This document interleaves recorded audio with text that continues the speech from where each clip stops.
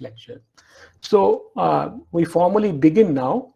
It is actually, I have named it as integral perspective.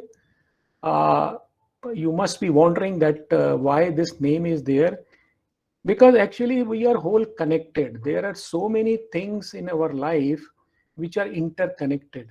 Unless until we know about all of them, we will, these things will come in, because the moment I will go to the few next slides, you will come to know there are so many things which are interconnected, and we have to be clear about all of them. Otherwise what will happen, we will not be able to decide about the thing, right? So that is why I call it an integral perspective. Then the second thing is the interactive lecture series, because the idea is that your problem should be resolved. It is, and unless until interaction is there, it will become meaningless. So let us go to the first slide. Now, what is the background of all this? What I am going to take in another, so maybe 15 or 20 lectures. That the first thing is the thoughts which I am sharing with you have evolved out of my own quest to understand this world. So I have been, since the age you were in, around the age of 17, 18, I have been thinking about many philosophical questions of this world, right? And obviously these questions were disturbing me, and I was not able to focus in my work, right? And they were so uh, pressing on me that I had a problem. And then some couple of a part of my time was devoted to finding solution to these also. And it took long time to find the solution to these questions. And the questions are what? Like, one is the famous question, who am I? Then what is the purpose of life, or what is my purpose in this world? Death, is death there? That was the first question which came to me, because I always used to ask that अगर मरना है तो कुछ करना क्यों है?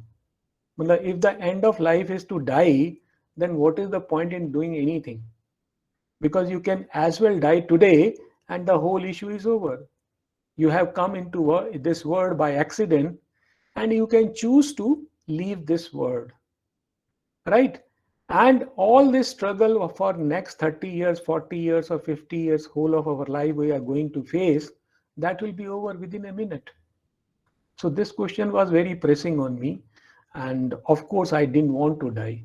There was a reluctance, there was a fear or hesitation, and uh, and I kept on searching for the answer, and finally I got the answer for myself, that now death and life have not different for me. So whether I die or I live, it is one and same thing, because I know that I will be born again. I do not die. So that understanding has come to my mind, that I will never die. So it's only a question of leaving the body. So there is no fear. So this is how the things have traveled for me. Then the origin and cause of pain. We know all our life, all of us are suffering uh, for this way or that way. And those even who are happy, uh, someday or the other, they will have to face all these things. As there is this famous quote by Nanak, that Nanak Dukhiya Sab Sansar. I don't know whether Guru Nanak Dev said this or somebody else, but it is true. Everybody has his own share of pain and problems. Perhaps nobody in this world is happy, right? But I think I am quite happy. Okay, because I have tried to understand what the problem is. Okay, then what is the law of karma, law of fate, and what is God? Is the God exist there or not? All those things, all these questions were there in my life, and I tried to find the solution of these questions. Okay, then there was other thing is that these were the philosophical questions, but apart from that, I had my own problems of my life, right? So just like you would be facing your problems, I had my own problems, and the problems were just like Aditya just now said: fear, lust, and desires, There were many in my being, and even today I have those desires. It's nothing like that I have got rid of those desires, but I know them now and I am not troubled by them. So fear, lust, and desires.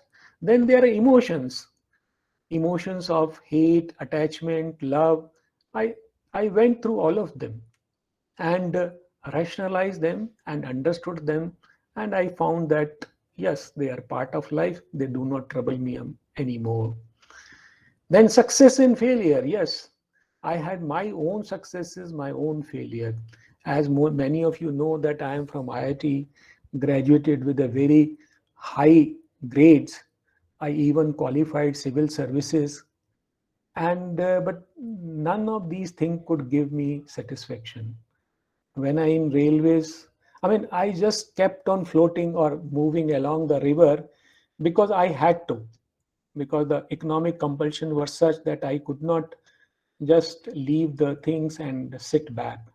So I continued my BTech, then my railways exam, civil services exam, jobs, etc. Everything is going on, but at the background of it, I am not happy with anything.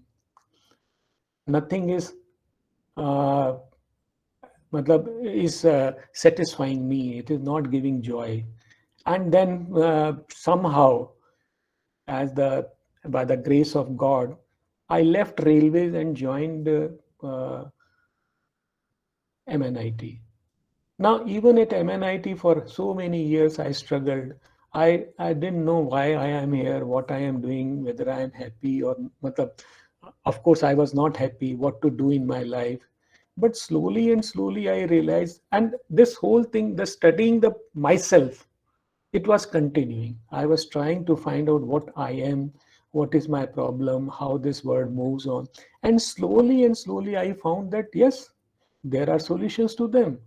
And as I, जैसे होता है ना, एक कोई दरवाजा खुल गया आपका और तुरंत जो है आप धरा से स्वर्ग में प्रवेश कर गए, और ऐसा ही हुआ कि अब कोई भी प्रॉब्लम दिखाई नहीं देती है, क्योंकि अब जो है उसको अंडरस्टैंड करने का तरीका बदल गया. ऐसा नहीं वो चीजें चली गई, ऐसा नहीं कि मेरे मेरे लाइफ में चैलेंजेस नहीं हैं, सब हैं, वही चीजें हैं, सब कुछ है, but now nothing troubles me. I mean to that extent which it was use to trouble. Of course आज भी ट्रबल है, आज भी मुझे क्या कहते हैं, आई gets bouts of sorrow and joy, all those things are there. I become sad also sometimes, but they have so much mellowed down that they hardly make much difference in my life now. Then what is right or wrong? This was also a question. Then good or bad, the morality. What is morality? What should we do? What is right? What is wrong? All these questions were there with me. Right? Now, then I found my own solutions to these problems. It's not that these solutions are nowhere. I mean, nobody can provide you the solutions for them. They can only give you some guidance about this. And how I found the solution, how I understood the thing, that I am sharing same with you. Right? So these solutions are based on my observations, my experiences, and my own analysis. Okay, I looked at this world, I had my own experiences and my own analysis, and by that I understood that what is happening. And at the back of it, there was help from the books and the literature. So the one of the things is the writings of Shri Aurobindo and the Mother. I am actually a devotee of Shri Aurobindo and the Mother, and I'll be reading their books for a long time, right? And they are main in building my thoughts. So you will find that if you know about them, you will probably find that I am speaking their language. So that is one thing. Then I also touched Gita, Upanishad, and Vedas to some extent, and I found rhymed with them. They were. I found their solutions are there, and beautiful solutions are there, and I, in fact, understood from them the life. then it's not that I am leaving the science and reason. The whole thing, which is because which I have developed the system, which we will be talking, it's all based on reasoning and science. Neither I am denying any fact of science, nor I am going against the reason. But still, I find there is a very good harmony between Gita, Upanishad, Ved, science, reason, and what Sri Aurobindo and Mother has said. Everything is in line if we understand this properly. Okay, so these have been the backdrop of my, you can say, quest. Then, what is with what objective I am running this series? Why I am doing this? The objective is not to advocate any religion like Hinduism. I am a Hindu, but I am not advocating Hinduism, right? Neither I am denying it, nor I am asking you to accept it, nor I am asking you to leave it. Okay? Only thing is that I am quoting some text from there. Now it is your choice how you take it, right? It is up to you. Then neither I am trying to promote any sect or thought of Sri Aurobindo and the Mother, right?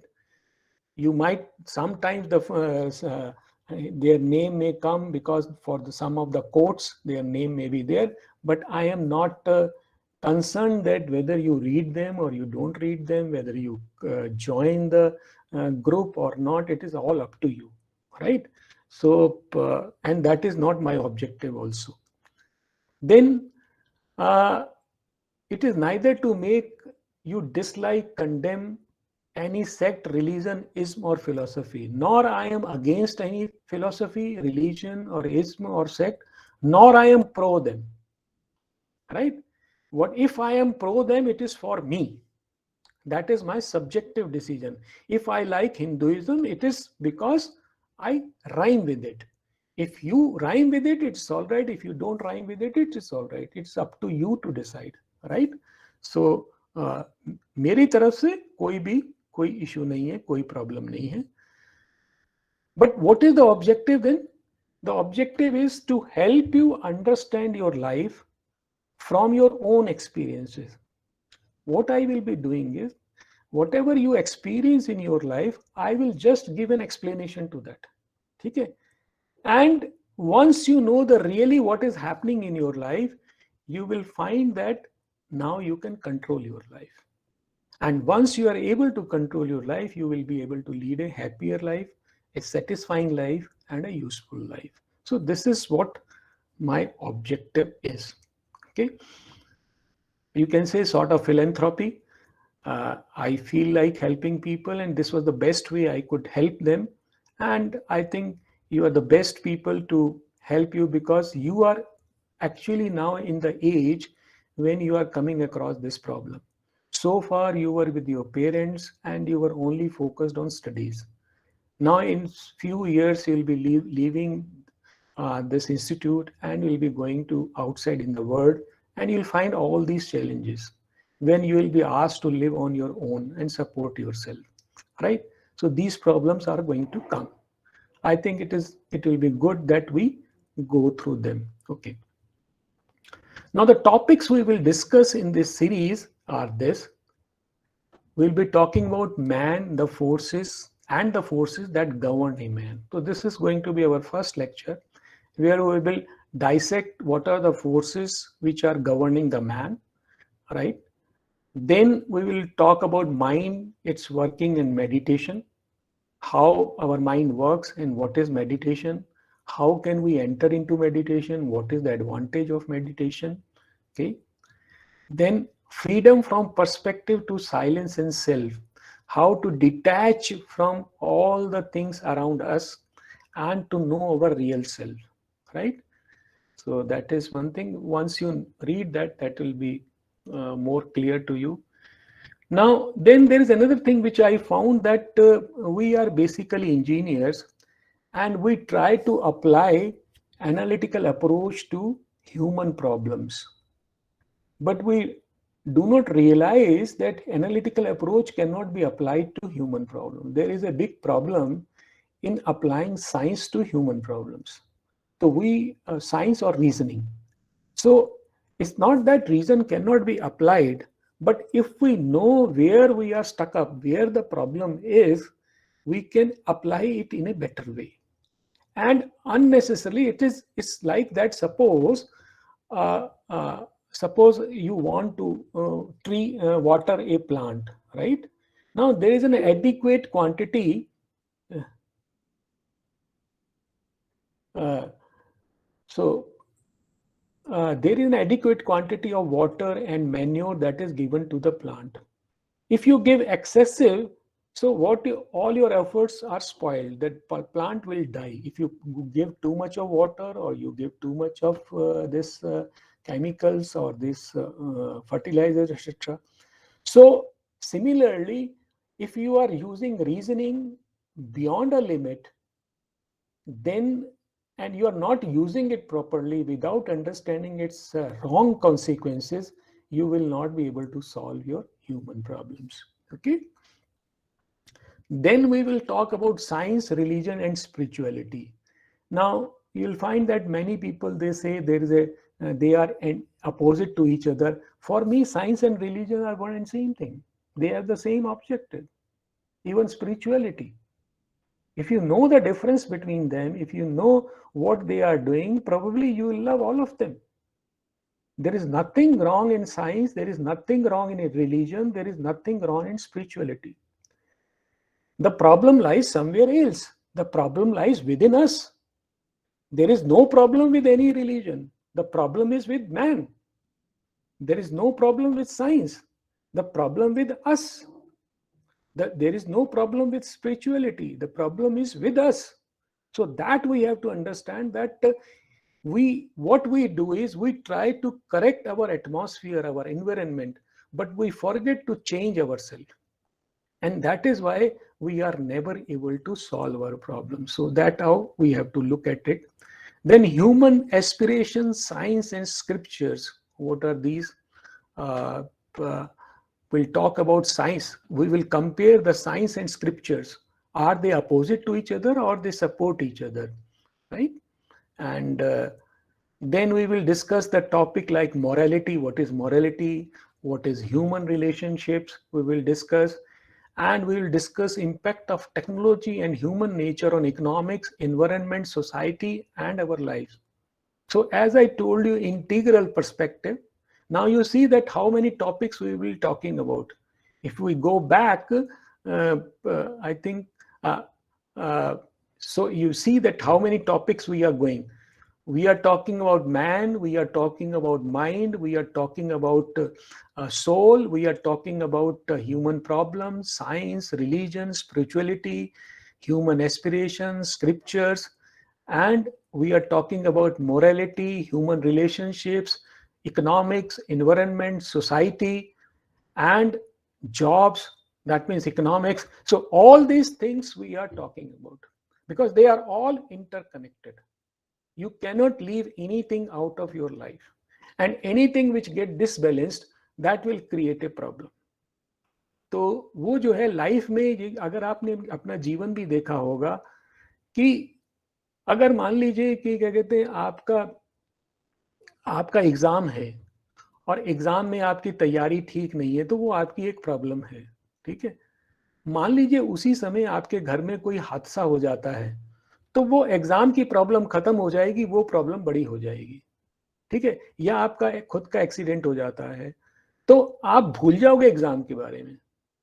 Not only that, people around you will tell you कि यार, तुम teachers भी होंगे, वो बोलेंगे भी तुम छोड़ो इसको, तुम पहले अपने को, तुम हॉस्पिटल चलो, तुम अपना ये इलाज करो, एग्जाम बाद में होता रहेगा। ठीक है, तो ये जो प्रॉब्लम्स हैं ये सभी रहती हैं, और कभी कोई प्रॉब्लम ऊपर आ जाती है, कभी कोई प्रॉब्लम नीचे आ जाती है, और हमें उस समय पे उस एनवायरनमेंट के हिसाब से, उस सर्कमस्टांसेस के हिसाब से हमें डिसीजन लेना पड़ेगा कि कौन सी प्रॉब्लम को हमें हैंडल करना है, कौन सी प्रॉब्लम को हमें फॉरगो करना है। ठीक है ना, तो इन चीजों का हमें ध्यान रखना पड़ेगा। Okay, now we come to the forces that govern a man and parts of a man. तो अभी तक जो मैंने आपको बताया कि एक तो ये बताया कि मैं कैसे सोचता हूं, मेरी क्या प्रॉब्लम्स थी, ठीक है, और दूसरा मैंने आपको ये बताया कि कौन कौन सी चीज़ें हम डिस्कस करने वाले हैं और हमारा ऑब्जेक्टिव क्या है। हमारा ऑब्जेक्टिव ना तो कोई रिलीजन है, ना कोई सेक्ट है। हमारा ऑब्जेक्टिव सिर्फ ये है कि आप इस जीवन को समझें और अपने जीवन को और अच्छा बनाएं। ठीक है, this is our objective. Now let us start. The forces that govern a man and parts of a man. ठीक है, दो चीजें हैं इसमें, एक तो फोर्सेस हैं और पार्ट्स ऑफ अ मैन है। ठीक है, इससे पहले मैं आपको एक कोट आपके सामने ला रहा हूं। The true mastery is to be master of oneself. ठीक है, हम लोग अपने जीवन में बहुत सारी चीजें अचीव करना चाहते हैं।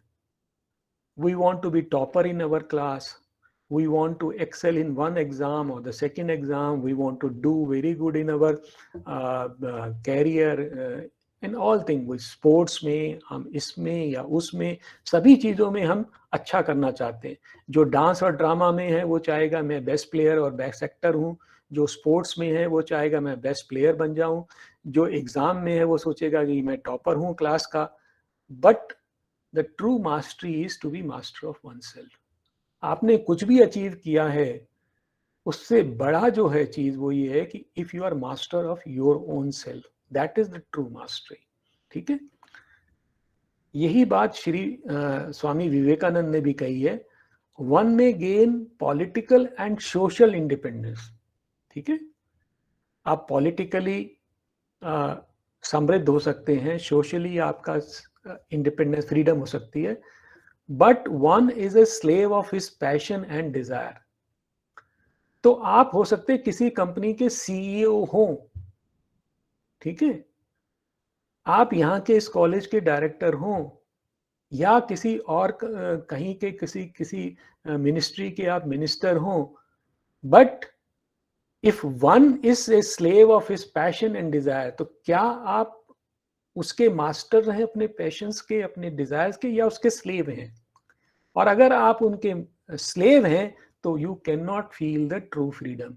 तो however big you are, wherever you are standing, ठीक है, ऑन अ सोशल प्लेटफॉर्म और economic platform, if you are not master of your passions and desires, you are actually a slave. There is no freedom with you. Okay, तो ये कुछ quotes हैं जो कि आपके लिए रखे हैं मैंने। तो अब इसमें जो है इसमें जो जो फर्स्ट सेट ऑफ लेक्चर्स हैं हमारे, 2-3 लेक्चर होंगे जो कि इसी टॉपिक के ऊपर बात होगी, जिसमें the forces that govern a man. तो इसमें जो हम देखेंगे कि what are the various parts of our being. तो हमारे अंदर बहुत सारे पार्ट्स हैं और जो आपस में क्लैश करते रहते हैं, कोऑपरेट भी करते रहते हैं। अभी आएंगे हम उसके ऊपर। And there are many forces that overtly और सीक्रेटली गवर्न अवर लाइफ। और ऐसी बहुत सारी फोर्सेस हैं जो हमें पता ही नहीं चलती और वो हमारी लाइफ को गवर्न करती हैं। तो हमें उन्हें बेटर अंडरस्टैंड करना है कि वो फोर्सेस कौन सी है।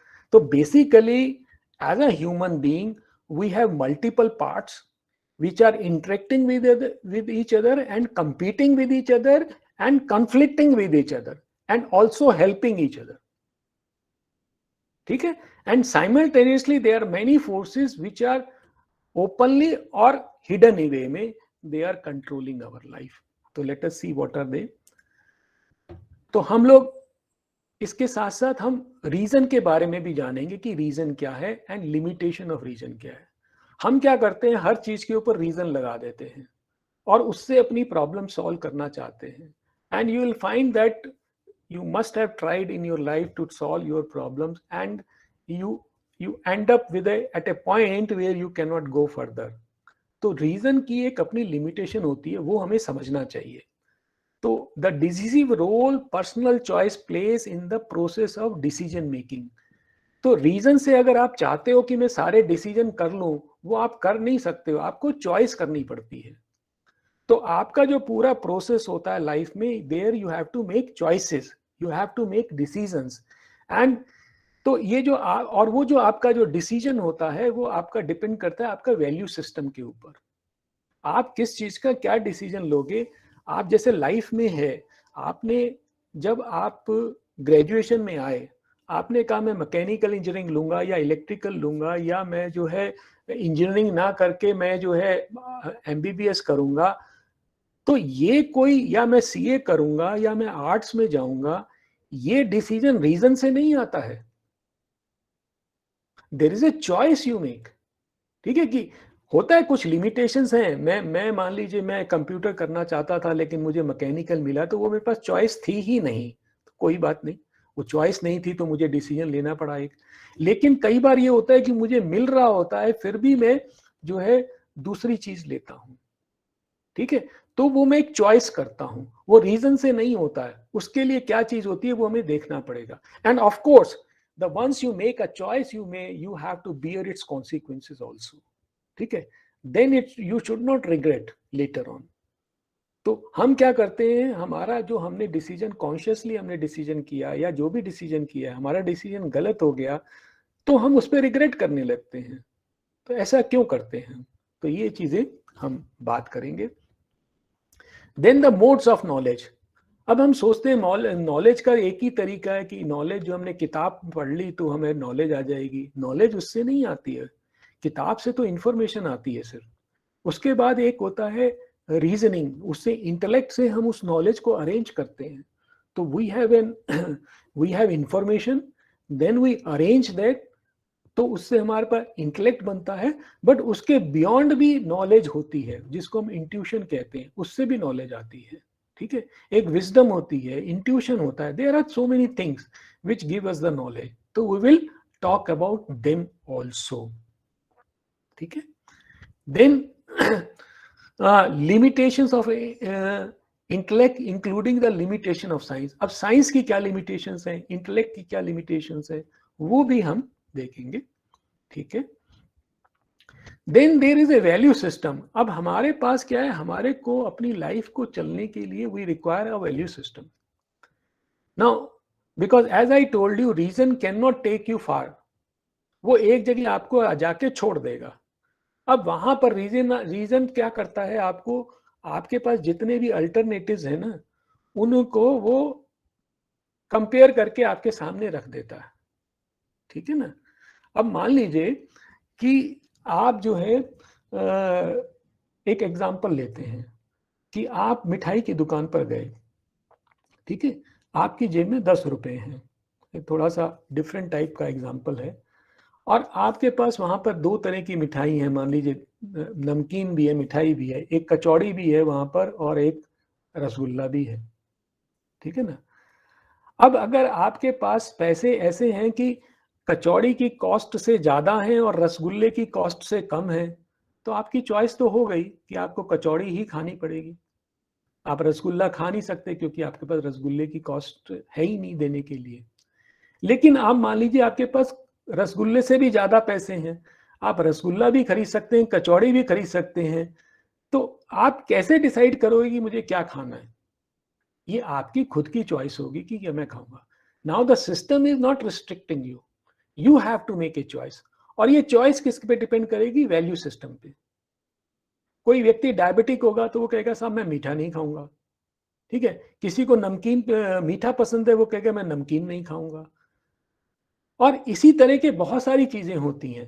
कोई कहता है कि मैं ये वाली मूवी देखूंगा। अगर मान लीजिए आपकी सिटी में एक ही दिन फुटबॉल का मैच भी हो रहा है और क्रिकेट का भी मैच हो रहा है, आपके पास दोनों के टिकट रखे हैं, आपके ऊपर कोई रिस्ट्रिक्शन नहीं है, but still you have to make a choice कि आप फुटबॉल का मैच देखेंगे या क्रिकेट का मैच देखेंगे। There has to be a choice. आप चॉइस से बच नहीं सकते हैं। और हाँ, वो किस पे डिपेंड करेगा, आपके वैल्यू सिस्टम पे डिपेंड करेगा। हम आदित्य आप उसमें लिख दें, हम बाद में ले लेंगे क्वेश्चन। ठीक है, then what is the way out. अब हमारे पास रास्ता क्या है, हमें कैसे निकलना है इन चीजों से, वो भी हम बात करेंगे। तो ये हमने ऑब्जेक्टिव ऑफ द लेक्चर हमने ऑलरेडी बात कर चुके हैं, तो इसको हम बाद में करेंगे। तो ये सब चीजें जो हैं हम डिस्कस करेंगे। Okay, now we come to the thing that what are the forces that govern the man. ठीक है, ये मैंने कुछ फोर्सेस आपके सामने लिखी हैं, और ये जो लिस्ट है ये 17 आइटम्स हैं इसमें जो मैंने लिख दिए हैं। ठीक है, अब इसमें क्या है पहला हंगर है, इसमें एक ऑर्डर भी है, वो हम बात करेंगे बाद में। Hunger, rest, sex, fear, greed, jealousy, attachment, ambition और पैशन, एम और goal, urge for recognition, rules, morals, ideals, reason, intuition, faith और सोल। और ये सब चीजें हमारी लाइफ को कंट्रोल करती हैं। तो आप समझ सकते हैं कि हमारी जो लाइफ की जो कितनी मल्टी डायमेंशनल प्रॉब्लम हो गई। Now it's not one thing which is controlling us, these are the 17 things which are controlling our life, and there would be many more. मेरे को जितनी समझ में आई वो मैंने लिख दी है यहाँ पर, ठीक है। तो तो अगर इनको आप नहीं समझते हो तो इसमें से क्या होगा, इनमें से एक एक फोर्स अपने अपने समय पे आपके सामने आएगी, एक चैलेंज आपके सामने प्रस्तुत करेगी और आपको उसको हैंडल करना पड़ेगा। And if you do not know how to handle them, आप गलती करोगे और फिर सफर करोगे, ठीक है। Now yes, now look at this table, it is the same group of forces which we have talked about, but हमने इनकी कैटेगरी कर दी है। तो हम लेफ्ट साइड से शुरू करेंगे, लेफ्ट से। लेफ्ट में जो पहला ग्रुप है उसको हमने फिजिकल और फिजिकल वाइटल बोला है, ठीक है। तो इसमें फिजिकल मतलब जो कि मैटर से रिलेटेड है, और वाइटल हमारे प्राण से रिलेटेड है, लाइफ फोर्स से रिलेटेड है। तो ये जो चीजें हैं mostly hunger, rest, fear and sex, ये या तो फिजिकल की हैं या ओवरलैप, फिजिकल एंड वाइटल का जो ओवरलैप है उसके उससे रिलेटेड होती है ये फोर्सेस, ठीक है। तो हमारे बीइंग में एक पार्ट है फिजिकल का और दूसरा पार्ट है वाइटल का। तो कुछ फोर्सेस हमारे फिजिकल से रिलेटेड हैं, कुछ वाइटल से रिलेटेड हैं और कुछ सुपर इम्पोज करती हैं इनमें। तो हंगर, रेस्ट, फियर और सेक्स ये फिजिकल की हैं और फिजिकल और वाइटल की हैं। उसके बाद वाइटल की हैं greed, attachment, jealousy, passion, ambition, recognition. ये चीजें जो है वाइटल की भी हैं और इसमें कुछ कुछ माइंड का भी इंपैक्ट शुरू हो जाता है, माइंड भी इसमें इन्वॉल्व हो जाता है, ठीक है। और उसके बाद हम आते हैं प्योरली, अगर माइंड में चले जाएं तो rules, morals, ideals, reason, aim, ये सब जो है पार्ट किसके हैं, माइंड के हैं। तो माइंड में ये चीजें अपने को मैनिफेस्ट करती हैं। उसके बाद आता है माइंड और हार्ट मिला के, उसमें इंस्पिरेशन और इंट्यूशन आता है, जिसमें माइंड और हार्ट आपका मिल जाता है। तो उसके मिलने से जो है ये फोर्सेस हमारे सामने है। और हार्ट और सोल जब मिलता है तो लव एंड फेथ ये चीजें आती हैं आपकी, और सोल जो है अपने आप में इनमें से अलग है। तो ये जो है 17 फोर्सेस हैं।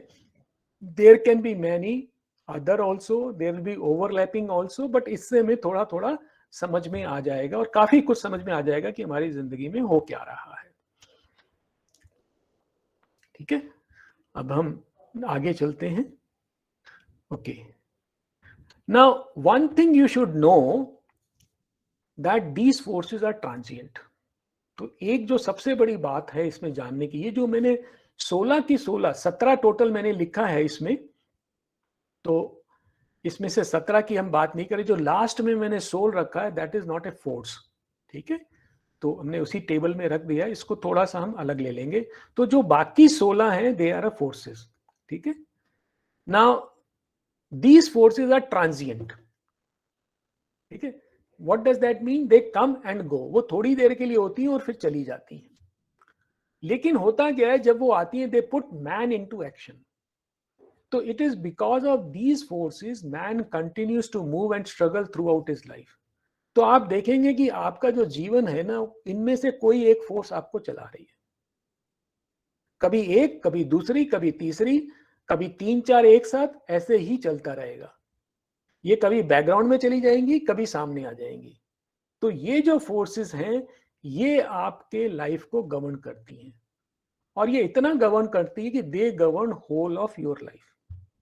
ये पूरी जीवन में चलती रहती है, ठीक है, और आती रहती है और जाती रहती है, ठीक है।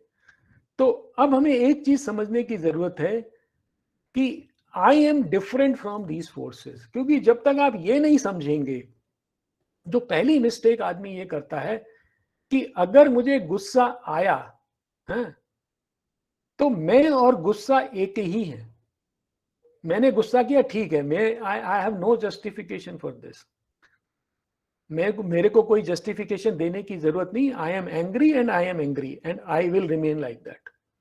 नहीं, ये गलत बात है। या कोई और फोर्सेस है आपके ऊपर, एम, आपने एम ले लिया लाइफ का, और वो एम जो है, पहले तो आपने चुना वो एम कि साहब मैं तो जो है कोई रिसर्चर बनना चाहता हूं, और आपने अपनी जिंदगी उससे शुरू कर दी, और थोड़े दूर जाके देखा कि यार मेरे रिसर्च करने का मेरा टेम्परामेंट नहीं है, एटीट्यूड नहीं है, मैं उसमें बढ़ नहीं सकता, लेकिन आप अड़ गए, ये तो मेरा एम है और मैं अब इसको पूरा करके ही रहूंगा। तो सारी जिंदगी आप जो है एक ऐसी चीज जो आपकी जो आपकी है नहीं और बाहर से आई है, उसने आपको अपना मान लिया, उसको आपने अपने ऊपर लाद लिया, और फिर आप उससे परेशान हो रहे हो। तो हमें पहली चीज हमें ये मानने की जरूरत है कि ये जो फोर्सेस हैं ये सब मेरे से अलग हैं। तो कैसे हम जानेंगे that all these impulses are transitory, they come and go, ये आती हैं और चली जाती हैं, लेकिन इनमें रहता क्या है, एक मैं जो है बना रहता है। तो हम देखें इनको थोड़ा और डिटेल में। अब हंगर है, हंगर एक फोर्स है। अगर आप भूख होगी तो आप सारे काम छोड़कर मेस की ओर भागेंगे, ठीक है। ये तो हमें फील नहीं होता, भूख की जो फोर्स है हमें फील इसलिए नहीं होती कि हमें टाइमली खाना मिलता रहता है। आप उस व्यक्ति से पूछिए जिसको खाना नहीं मिलता, वो चोरी करने पर भी आ जाता है, वो मर्डर भी कर देता है। कई बार आपने ऐसा अखबार में केस पढ़े होंगे कि किसी ने रोटी के लिए, किसी ने खाने के लिए मर्डर कर दिया, किसी ने जो है चोरी कर ली उसके लिए। तो ये फोर्स कोई वीक फोर्स नहीं है। हंगर की फोर्स बहुत बेसिक फोर्स है और बहुत स्ट्रांग फोर्स है। आपको इसकी इंपॉर्टेंस इसलिए फील नहीं होती क्योंकि आपको दिन में 3 बार खाना मिल रहा है। उस व्यक्ति से पूछिए जिसको खाना नहीं मिलता, वो कैसे कैसे तड़पता है और कैसे कैसे काम करता है वो। तो ये जो हंगर है ये आपको मूव करता है, बट ये हंगर है कभी होता है और कभी नहीं होता। आपने खाना खाया, पेट भर गया, लेकिन आप तो हो ना। हंगर एक समय था जब हंगर था और एक समय था जब हंगर नहीं था। उस दोनों समय में आप थे। तो this hunger is not you, ठीक है। This force was there, it came over you, it tried to move you. आपने उसके हिसाब से काम किया। मुझे भूख लगी, मैं गया, क्या कहते हैं, खाना बनाया मैंने, या मैं बाजार से सामान लेके आया, मैंने खाना बनाया, या फिर मैंने कहीं जाके मैंने खाना खाया, ठीक है। अगर पास का रेस्टोरेंट बंद है तो मैं 10 किलोमीटर दूर जाके भी मैंने रेस्टोरेंट में खाना खाया, ठीक है, क्योंकि मुझे भूख थी। और जब भूख खत्म हो गई तो बात खत्म हो गई, आई एम बैक। तो हंगर थी और नहीं थी, ये तो बात सही है, ठीक है। तो इट इज ट्रांजिटरी। और लेकिन मैं उसमें दोनों, जब भूख थी और जब मुझे भूख नहीं थी, दोनों समय में हंगर तो थी, सॉरी, दोनों समय में मैं तो था, हंगर नहीं थी, ठीक है। देखिए, आप में से कुछ लोग जो हैं कुछ क्वेश्चन पुटअप कर रहे हैं, यहाँ पे पॉपअप हो रहे हैं, और वो बहुत आगे की बात कर रहे हैं आप लोग, ठीक है। आप चाहते हो कि आपकी जो लाइफ का समस्या एक पिल की तरह आपको गोली मिल जाए और सो। देखिए, आपकी लाइफ के सॉल्यूशन आपको ही ढूंढने हैं। मैं तो आपको पूरा कैनवास बता रहा हूं कि कहां कहां फंसे हुए हो, ठीक है। इसलिए आप ये मत उम्मीद करें, आप वेट करें। आपको जब कोर्स खत्म हो जाएगा तब आपको पता चलेगा कि you are yourself, you can solve your problem. मैं आपको सॉल्यूशन नहीं बता पाऊंगा, मैं कुछ आइडिया दे सकता हूं, कुछ डिस्कस कर सकता हूं आपसे, but there are all these things, unless until you understand them, you will never find a solution, ठीक है। फिर पैशन है हमारा, कोई भी पैशन है, मुझे मूवी देखनी है, खेल खेलना है, वो थोड़ी देर होता है फिर चला जाता है, ठीक है। तो आई एम नॉट पैशन, मैं पैशन भी नहीं हूं। फिर एम, मेरे पास एम होता है, मैं बदल देता हूं उसको एम को, तो आई एम नॉट एम। इसी तरह when body is not there, soul still remains. अब इसके ऊपर डाउट है, लोग चैलेंज कर सकते हैं, लेकिन हम मान लेते हैं अभी टाइम बीइंग के लिए। तो बॉडी, ये तो है कि बॉडी पहले थी नहीं, मेरी बॉडी बनी, और अब मेरी डेथ हो जाएगी तो मेरी बॉडी चली जाएगी। तो या तो मैं बॉडी के साथ ही हूं और बॉडी के साथ चला गया हूं, मैं उससे पहले था नहीं। ये हो सकता है मैं बॉडी से पहले भी था और बॉडी के बाद में भी रहने वाला हूं। तो जो इंडियन स्क्रिप्चर्स कहते हैं कि नहीं, हम बॉडी हमारी जब हमने जन्म लिया था उससे पहले भी हम थे और बाद में भी हम रहेंगे, तो मैं ये बॉडी नहीं हूं, ये हमें समझना पड़ेगा। ठीक है, तो आई और soul is our true being because it is. और वो जो स्क्रिप्चर्स कहते हैं, अब ये हम इसके ऊपर हम एनालिसिस करेंगे, रीजनिंग करेंगे, बाद में करेंगे, बट अभी हम ये देख सकते हैं, ये मान के चलें फॉर द टाइम बीइंग कि ये जो मेरी सोल है ये इटर्नल है और यही मुझे सेंस ऑफ आई देती है। तो अगर आपसे पूछे कोई कि आप कौन हो, हु आर यू, तो आई एम आई, मैं हूं, और कोई चीज उसको डिस्क्राइब नहीं कर सकती। मैं ये शरीर नहीं हूं, मैं यहाँ का प्रोफेसर नहीं हूं, मैं कभी था प्रोफेसर, नहीं था प्रोफेसर, आज प्रोफेसर हूं, कभी प्रोफेसर नहीं रहूंगा। ठीक है, मैं कभी बच्चा था, फिर मैं जवान हो गया, मैं बूढ़ा हो गया, उसके बाद मैं नहीं रहूंगा। इसका मतलब ना तो मैं बच्चा हूं ओरिजिनली, ना मैं जवान हूं, ना मैं बूढ़ा हूं, ना वयस्क हूं। ये सब मेरे रूप हैं जो मैंने अपने ऊपर ओढ़ लिए हैं। I am different from all this thing, तो this you have to understand. क्योंकि जो चीज आपकी खुद की अगर आपके ऊपर है तो आप बदल नहीं सकते हो। ठीक है ना, जैसे इसको एग्जाम्पल को हम इस तरह से ले, आपकी बॉडी का जो रंग है वो तो आप नहीं बदल सकते हो, आपके कपड़े आप बदल सकते हो। ठीक है, तो ये क्या हुआ कि बॉडी आपकी है, कपड़े दूसरे के हैं या आपसे अलग हैं, उन कपड़ों को आप बदल सकते हो, अपना रंग नहीं बदल सकते, आप अपनी शेप नहीं बदल सकते। ठीक है, तो ये तो ऊपर से दिखने वाली बात है, लेकिन अगर हम और अंदर जाएंगे तो ये जो सारी फोर्सेस हैं ये आती हैं चली जाती हैं, they are not final fixed. ठीक है, और इन सब के बीच में जो रहती है चीज वो दैट इज सेंस ऑफ आई, मैं। आपको अपना बचपन भी याद होगा, आपको अपना बाल्यकाल भी याद होगा, युवा काल भी याद होगा, तो इन सब में जो था वो मैं था, वो सब बदल गया। आपका स्कूल छूट गया, आपके घर छूट गए, आपके दोस्त छूट गए, कपड़े छूट गए। ठीक है, ये सब चीजें बदल गई, आपके खिलौने छूट गए। कभी आपने देखा है बच्चों को अपने खिलौने के लिए ऐसे रोता है जैसे पता नहीं उसकी क्या चीज खो दी है? क्यों? क्योंकि वो उससे आइडेंटिफाई करता है। परंतु आज वो खिलौने चले गए और आप कभी उसके बारे में सोचते भी नहीं। क्यों? क्योंकि आप वो नहीं हो। ठीक है, तो ये चीज हमें समझनी पड़ेगी कि आई am different from these forces. तो ये फर्स्ट हमारा। अब गीता में ये श्लोक आता है, ना जायते म्रियते वा कदाचित, ना अयम भूतवा भविता वा न भूया, अजो नित्य शाश्वत अयम पुराना, न हन्यते हन्यमाने शरीरे। आप में से बहुत लोगों को ये पता होगा, इसका अर्थ मैं बता देता हूं कि आत्मा ना तो पैदा होती है ना मरती है, ना ही ऐसा है कि एक बार जन्म लेने के बाद और फिर मृत्यु के होने के बाद वो दोबारा नहीं होती। तो ये कैसी है आत्मा? नित्य है, शाश्वत है, पुरातन है, मतलब ये सदा रहती है, ये शरीर के जाने से जाती नहीं है। ये आपका रियल आई है। ठीक है, this is your true I, ये उसमें लिखा हुआ है।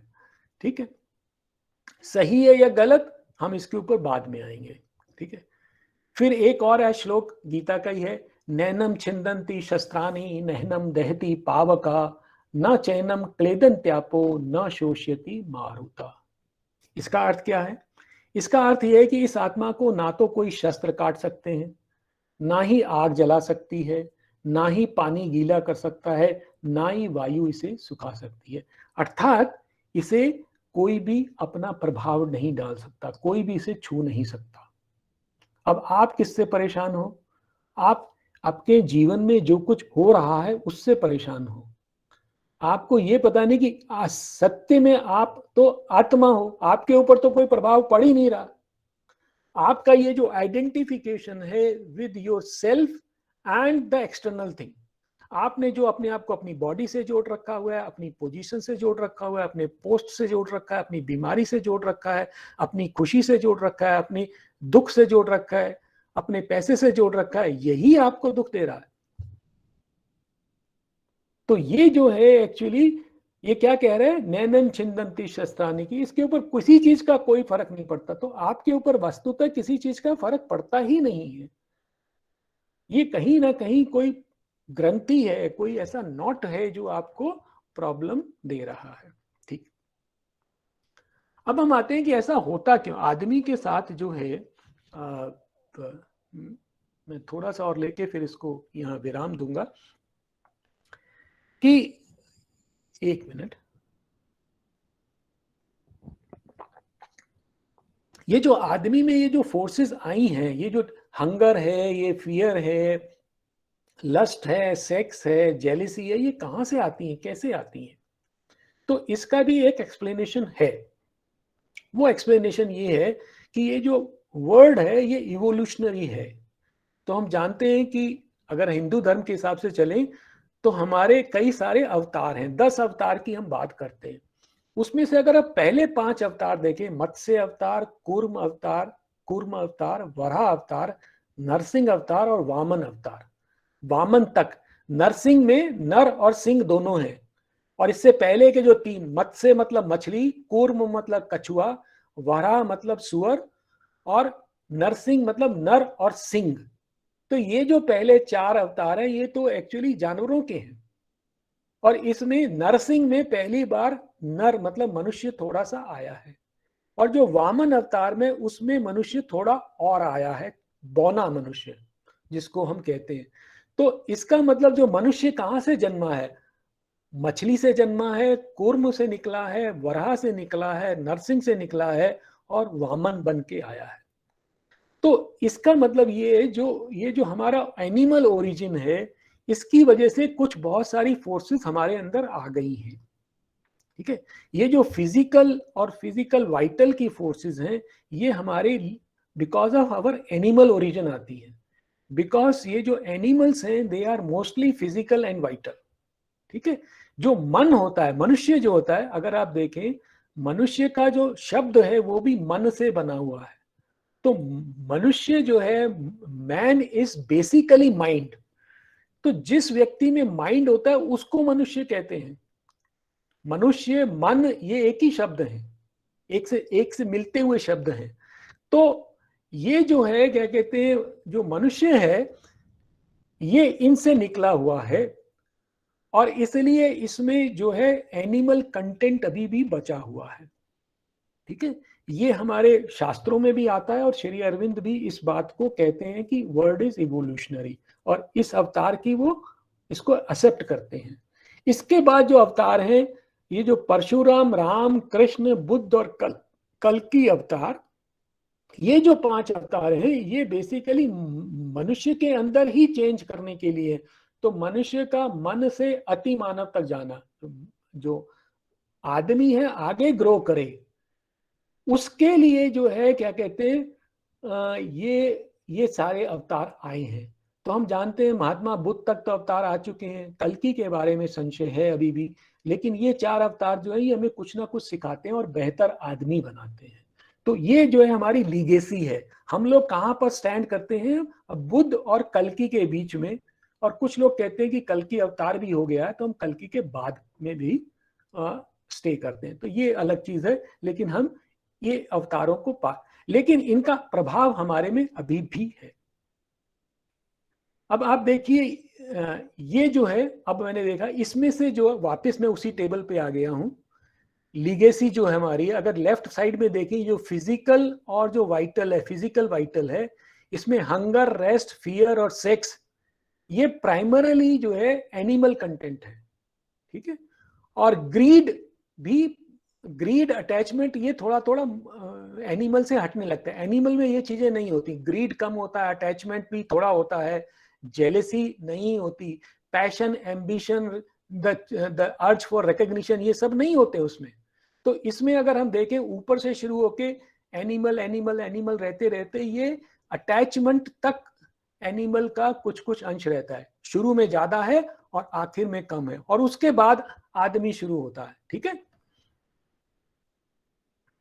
अब हम देखें कि ये जो हंगर है इसके बारे में हमने बात की है। तो ये जो हंगर है ये एनिमल वो है, हमारे अंदर एट्रीब्यूट है।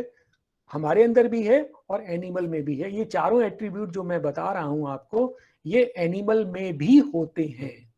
तो हंगर क्या है? ट्रांजिएंट है, आती है और चली जाती है। जैसे ही आपका पेट भर जाता है तो हंगर खत्म हो गई। इसी तरह रेस्ट है, जब आप थक जाते हो तो आप विश्राम करते हो। पशु के साथ भी ऐसा ही है और आपके साथ भी ऐसा ही है। फियर, तो फियर भी होता है, जानवर में भी फियर होता है। जानवर में इमीडिएट फियर होता है, और आदमी के अंदर जो फियर होता है वो थोड़ा सा एडवांस्ड फियर होता है, वो फ्यूचर का फियर भी होता है। तो the animal is also afraid of his life, but we are also afraid of our life. But animal is afraid of immediate life and we are afraid of future life. ठीक है। और आदमी किस लिए? आदमी अपनी क्या कहते हैं, डिजीज के बारे में भी फियर होता है, उसमें एक्सीडेंट्स के बारे में भी होता है, loss of comforts, loss of respect, loss of power, loss of position. कई लोगों में ये डर होता है कि मेरी रेस्पेक्ट लोग मुझे नहीं करेंगे, मेरी पावर चली जाएगी, मेरा पैसा चला जाएगा। इस तरह का जानवर का ये नहीं होता कि उसका खाना है कोई उठा के ले जाएगा, उसका पैसा खत्म, उसको उस बात का फियर नहीं होता है। एक हिरण को फियर सिर्फ इस बात का होता है कि वो शेर उसको आके खा जाएगा। उसको ये फियर नहीं होता कि वो जो घास खा रहा है वो कोई और खा जाएगा। लेकिन आदमी को क्या होता है, अपने घर में ताला लगा के जाता है कि ये जो मेरा सामान है ये कोई और ले जाएगा, उसको उस बात का भय होता है।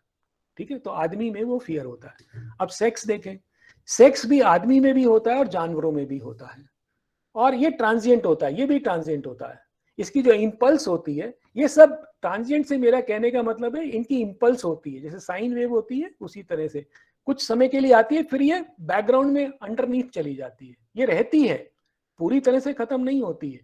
तो आपको हंगर आएगा, दिन में 3 बार हंगर आएगा, फिर चला जाएगा। रेस्ट आपको रात में 1 बार करना है, हो सकता है कुछ लोग 2 बार करते हैं, उसके बाद खत्म हो जाएगा।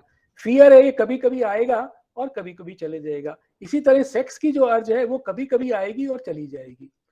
और सेक्स के अंदर एक चीज और होती है कि जो उसके अंदर जो प्लेजर कंटेंट है, वो नेचर ने इतना प्लेजर कंटेंट डाल दिया है कि नेचर वो उसको प्रोक्रिएशन के लिए यूज करती है।